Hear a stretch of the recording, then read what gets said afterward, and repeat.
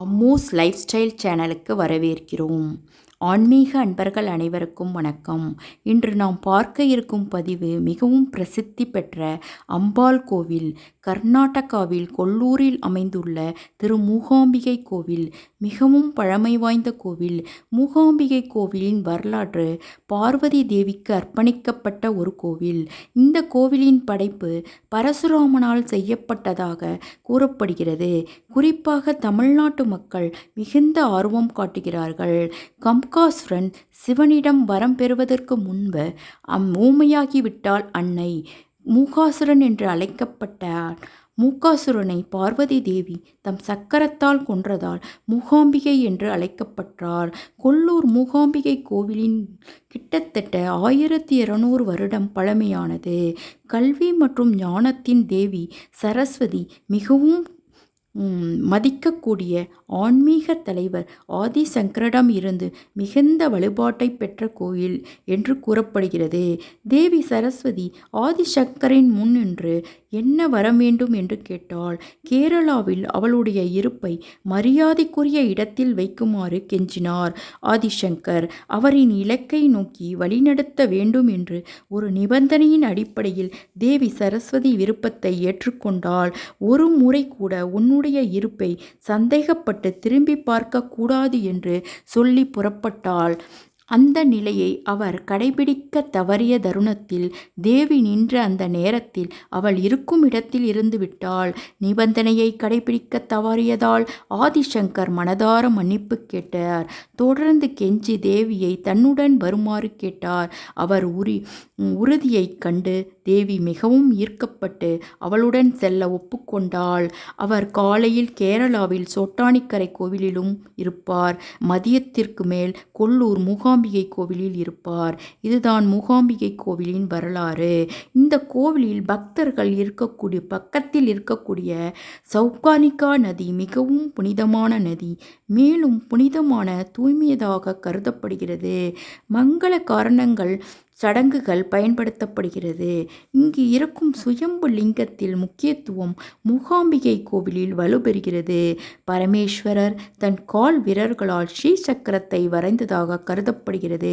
சுயம்பு லிங்கத்தை வழிபட்டால் 30 முக்கோடி தேவிகளை வழிபட்டதற்குரிய பலன் கிடைக்கும். சுயம்பு லிங்கத்தில் மேல் சந்தனம் பூசப்படுகிறது. அந்த சந்தனம் மிக சக்தியுள்ள மருந்தாக கருதப்படுகிறது. அந்த சந்தனம் கிடைப்பவர்கள் பாக்கியசாலிகள் என்று சொல்கிறார்கள். இந்த கோவிலில் ஒரு வித்தியாசமான வழிபாடு உள்ளது. என்னவென்றால் அம்பாளுக்கு கஷாய நைவேத்தியம் படைக்கிறார்கள். பக்தர்கள் அந்த கஷாயத்தை வழங்குகிறார்கள். அதன் மூலமாக அங்கு செல்லும் பக்தர்கள் நோய் முழுமையாக குணமாவதாக சொல்லப்படுகிறது. நிறைய மூலிகை போட்டு தயார் பண்ணுகிறார்கள். இந்த கஷாயத்தில் என்ன போட்டு தயாரிக்கிறார்கள் என்று யாருக்கும் தெரியாது. அம்பாளை பிரதிஷ்டை பண்ணுவதற்காக தவம் செய்ய வந்த ஆதிசங்கருக்கு நோய் வந்துவிட்டது. அதை குணமாக்க அம்பாளே இந்த கஷாயத்தை கொடுத்ததாக ஐதீகம். பூஜை எல்லாம் முடிந்து 9 மணி அளவில் தான் இந்த கஷாயத்தை பக்தர்களுக்கு கொடுக்கிறார்கள். இது வெளியே போய் சாப்பிடக்கூடாதான், கோவிலுக்குள்ளேயே சாப்பிடணும்னு சொல்கிறாங்க. வீட்டில் எடுத்துகிட்டு வந்து சாப்பிடக்கூடாதுன்னு சொல்கிறாங்க. அது கெட்டு போயிடுமா வீட்டில் எடுத்துகிட்டு வந்து சாப்பிட்றதுக்கு. உடல் ஆரோக்கியத்தை தருவதை தவிர ஞானத்தை கொடுக்கக்கூடிய கஷாயம் என்று நம்பப்படுகிறது. படிக்கும் குழந்தைகள் ஞானத்தில் அதிகமாக அம்பாளை வழிபட்டு கஷாயத்தை அருந்தி வழிபட்டால் ஞானம் அதிகரிக்கும். படிப்பில் மற்ற எல்லா விஷய தடைகளும் நீங்கி நல்ல ஞாபக சக்தியும் நல்ல புத்தியும் அளிக்கிறது இந்த கஷாயம். குழந்தைகள் பிறந்து சில ஆண்டுகள் பேசாமலேயே இருக்கும். அந்த மாதிரி குழந்தைகளுக்கெல்லாம் இந்த கஷாயத்தை கொடுத்தால் பேச்சு திறன் வந்துவிடுகிறது என்று அனுபவசாலிகள் கூறுகிறார்கள். அவ்வளவு சக்தி சுரூபிணியான மூகாம்பிகை ஸ்ரீ ராஜராஜேஸ்வரி விளங்குகிறாள். இந்த அர்த்தநாரி பீடமாக வழிபடப்படுகிறது. தேவியின் அருள்படி ஆதிசங்கரர் பஞ்சலோகத்தாலான மூகாம்பிகை தேவியின் திருவருவத்தை கொல்லூரில் பிரதிஷ்டை செய்துள்ளார். மூகாம்பிகை அன்னை முக்கண்கள், சங்கு சக்கரம், அபயம், வரதம் ஏந்திய 4 திருக்கரங்களுடன் பத்மாசனத்தில் அமர்ந்து முப்பெரும் தேவியாக அம்சமாக பக்தருக்கு அருள்பாலிக்கிறார். கிரக நேரத்தில் கூட இந்த கோவில் திறந்திருக்குன்னு சொல்கிறாங்கங்க. அது இல்லாமல் பிரம்மச்சாரிகளுக்கு அனுமதிக்கப்பட மாட்டாங்களாம் இந்த கோயிலில். இந்த மூகாம்பிகை சாமியோட பின்னாடி பக்கம் பஞ்சலோகத்தாலான காளி சரஸ்வதி அருள்பாலிக்கிறாராங்க. அதே போல் ஜாதகத்தில் புதன் பத்தி கொஞ்சம் நீச்சமாக இருப்பவர்கள் இந்த கோயிலுக்கு சென்று வந்தானா வேலை, படிப்பு, லட்சியத்தில் இருக்கக்கூடிய தடைகள் நீங்கி உங்களுக்கு பதவி, வேலைவாய்ப்பு எல்லாம் அமோகமாக அமையும்.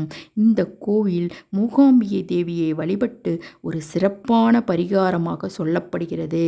இந்த ஒரு கோவிலில் மூகாம்பிகை மகா காளியாகவும், மகா சரஸ்வதியாகவும், மகா லக்ஷ்மியாகவும் 3 சொரூபியாக அவள் விளங்குகிறார். அதனை நம்ம கிட்ட எதிர்மறை எண்ணங்கள் இருக்கிறது என்றால் இங்கு போய் காளி சுரூபிணி ரூபத்தில் இருக்கக்கூடிய மூகாம்பிகையை வழிபட்டால் மனமும் உடலும் சுத்தமாகிவிடும். ஞானத்தை அளித்து கொடுப்பாள் அவள். மகாலட்சுமி சுரூபிணியாக செல்வத்தை அள்ளித் தருவாள் மூகாம்பிகை தேவி. இங்கு நடக்கும் சண்டிகா ஹோமத்தில் கலந்து கொண்டால் உங்களுக்கு 3 ரூபங்களிலிருந்து கிடைக்கக்கூடிய எல்லா விதமான அனுகூலங்களும் கிடைத்துவிடும் என்று நம்பப்படுகிறது. இந்த சண்டிகா ஹோமம் மிகவும் சிறப்பு மிக்கது. இதில் வீட்டில் இருக்கும் எல்லாரும் கலந்துக்கலாங்க. நெகட்டிவ் எனர்ஜி எல்லாமே நீக்கப்பட்டு ஞானத்தை தருகிறாள், செல்வத்தை தருகிறாள் மூகாம்பிகை தேவி. துர்கா தேவியோட 700 ஸ்லோகங்களும் இந்த சண்டிகா ஹோமத்தில் படிக்கிறாங்கங்க. திருபதுனம் என்ற பிரசாதம் இங்கே தராங்கங்க. அந்த பிரசாதத்தை நம்ம வீட்டில் எடுத்துகிட்டு நம்ம சாப்பிட்டுக்கலாம். பூஜை முடிந்து பூசாரி அம்பாளுக்கு சாற்றிய மாலை, பூஜை சாமான்லாம் அப்படியே வச்சுட்டு போவாங்க. ஆனால் அது அப்படியே இருக்காதுங்க. அந்த அதிசய நிகழ்வு யாருக்கும் இது வெளியில் சொல்கிறது இல்லைங்க. உள்ளே பார்ப்பது எதுவும் சொல்லக்கூடாது என்று ஒரு கட்டளையும் அம்பாளிட்டிருக்கிறாங்க. இந்த கோவில் இன்னொரு விஷயம் என்னவென்றால், நீங்கள் நினைத்தா உள்ளே போய் விட முடியாதுங்க. இங்கு மூகாம்பிகை தாயை நினைக்க ஆரம்பித்தால் நிறைய ஆண்டுகள் ஆகுமா. அவள் உங்களை கூப்பிட நிறைய நாட்கள் மனதாகவும் உடலாகவும் நாம் அமர்ந்து வேண்டிக்கிட்டா மட்டுமே போக முடியும். அவள் உங்களை கூப்பிட்டால் மட்டுமே போக முடியும். மூகாம்பிகை கோவிலுக்கு அவளுடைய கட்டளைப்படிதான் இந்த கோவில் தரிசிக்க முடியும் என்பது இந்த கோவிலின் சிறப்பு. ஆதிசங்கர் சௌந்தர்ய லகரி என்ற 100 பாடலை இங்கே இருக்கிற வித்யா மண்டபத்தில் அமர்ந்து தான் எழுதியிருக்கிறாருங்க. அது வரலாற்றில் குறிப்பிடப்பட்டிருக்கு. இந்த 100 பாடல்லாம் அவர் என்ன சொல்கிறாருன்னா, அந்த அன்னையோட குணத்தையும் அழகையும் வர்ணித்து எழுதியிருக்கிறாருங்க. மூகாம்பிகை தேவி போய் பார்ப்பது என்று ரொம்ப ஆசையாக இருப்பவர்கள் அவளின் பஞ்சரத்தினம் என்ற சோஸ்திரத்தை தினமும் பாராயணம் பண்ணுங்க. 5 ஸ்லோகம் தான் இருக்குங்க. நான் உன்னை பார்க்க வேண்டும், நீங்கள் அருள் தர வேண்டும் என்று பாராயணம் செய்யணுமாங்க. இந்த கோயிலில் வேண்டிக்கிட்ட அனைத்து விஷயமும் நடக்காமல் போனதில்லை என்று யாருமே சொன்னதில்லை என்று ஞானிகள் கூறுகிறார்கள். படிக்கிற குழந்தைங்க இந்த ஸ்லோகத்தை பரீட்சைக்கு முன்னாடி சொல்லலாங்க. அப்படி டைம் இல்லைன்னா அம்மா அப்பாவும் இந்த ஸ்லோகத்தில் சொல்கிறது விசேஷங்க. அந்த அம்பாளுக்கு, அகிலாண்டேஸ்வரிக்கு தோல்வி என்பதே கிடையாதாங்க. அந்த ஸ்லோகத்தில் என்ன இருக்குன்னா, உன்னுடைய தோல்வி இல்லாமல் நீ இருக்கலம்மா, அதே மாதிரி எங்களுக்கும் வெற்றி கொடு என்பது தான் அந்த ஸ்லோகத்தோட சூட்சமாமாங்க. இந்த சாமிக்கு ஆபரணங்கள்லாம் கோடிக்கணக்கான மதிப்புள்ள வைர ரத்தின ஆபரணங்கள்லாம் இந்த சாமிக்கு இருக்குங்க. இது பங்குனி உத்திரத்து அன்னைக்கு கொடியேற்றம் பண்ணி விசேஷமாக நடத்துகிறாங்க. சரஸ்வதி பூஜைக்கெல்லாம் ரொம்ப விசேஷம் நடக்குதுங்க.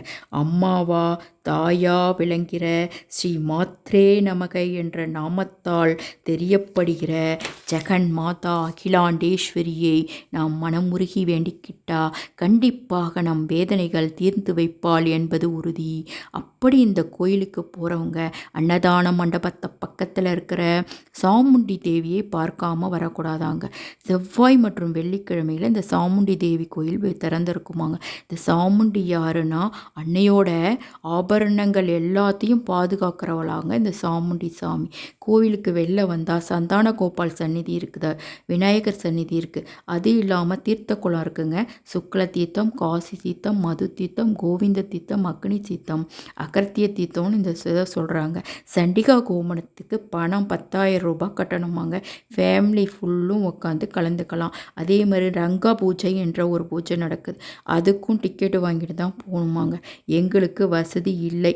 மூகாம்பிகை சாமியை நாங்கள் கும்பிடணும்.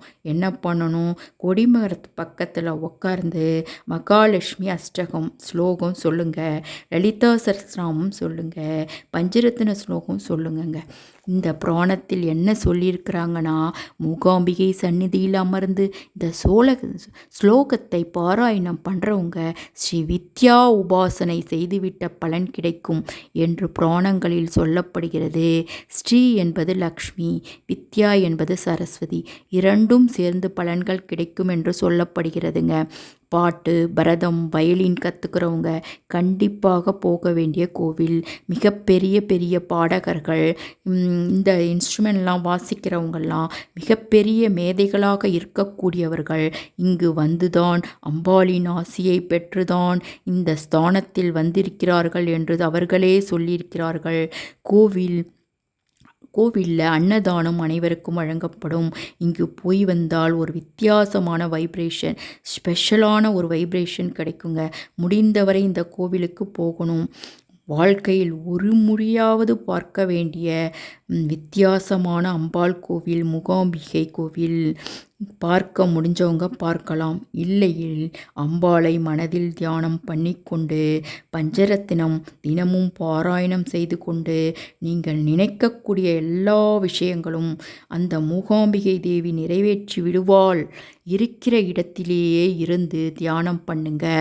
அவர் அருள் கிடைக்க, ஆசீர்வாதம் கிடைக்க அவளை நினைத்து தியானம் பண்ணுங்க. வாழ்க வளமுடன். நன்றி, வணக்கம்.